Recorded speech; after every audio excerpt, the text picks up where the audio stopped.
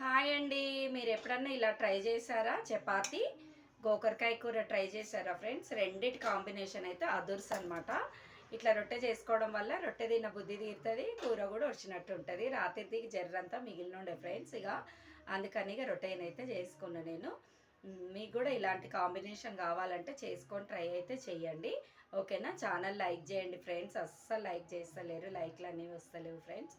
మీరు లైక్ చేయడం వల్ల ఎంతోమందికి వీడియో అనేది షేర్ అవుతుంది కదా. అదిగాక ఇదిగోండి నా రొట్టె చూడండి, ఇట్లా పోలేలాగా రావాలంటే మీకు నెక్స్ట్ వీడియోలో అయితే షేర్ చేస్తాను.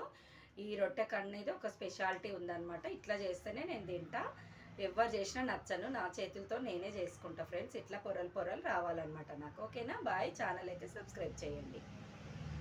ఈరోజు మా లంచ్ అయితే బెండకాయ పులుసు, బెండకాయ టమాటా, వేడి వేడి అన్నం, అందులోకి టమాటా